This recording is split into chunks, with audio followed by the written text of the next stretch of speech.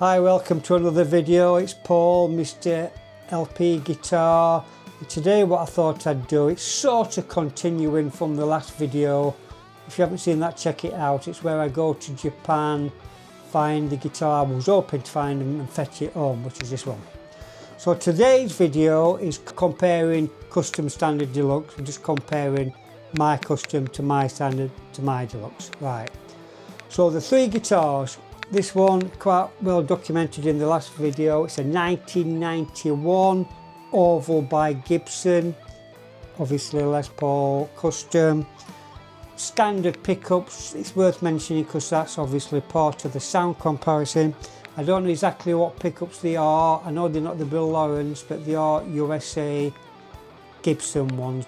And this is the only guitar to the three that has left-handed controls on it. So the next guitar is, I can't quite reach, it's down there, 1978 Les Paul Deluxe. It's all standard, very heavy guitar, great guitar. Again, standard pickups, I think that's all we need to say about that one. The third guitar is a 2012 Les Paul Standard, which I bought new. I very rarely buy new guitars. Gibson started playing around with the standard to the point where if you wanted a standard Les Paul, you really had to get the traditional.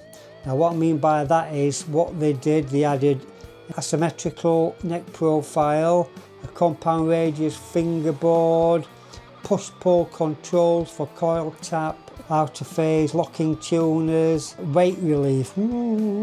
So it's a bit of a far cry from the traditional standard Les Paul. But it's a good guitar and I like the weight relief. It is great on stage and it is versatile. But my particular model had a lot of issues. I'll go quickly through these. Tuners, some were tight, some were loose. Controls, tone controls, great. Volume controls, really tight. You couldn't turn them with your little finger. Again, it's hardware things, but it shouldn't have got past quality control. The input socket deteriorated after about a year, just collapsed and fell apart. Really badly cut notes, you'd be turning the tuner, nothing happened, and ping, the string would ping through the note. Again, little things, but come on Gibson. The last thing, which is the worst, is one of the inlays actually started to come out to the point where I had to take it out and put it back in. All this is this one. A great guitar, but with a lot of little issues, so no to Gibson.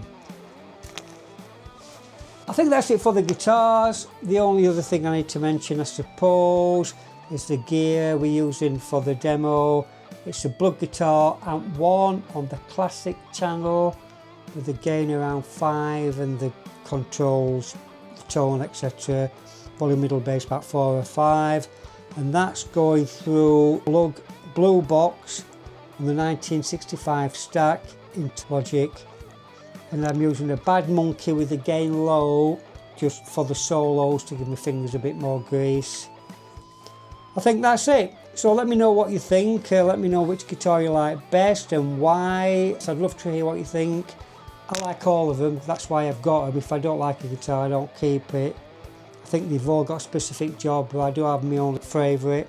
So there you go. Enjoy the demo.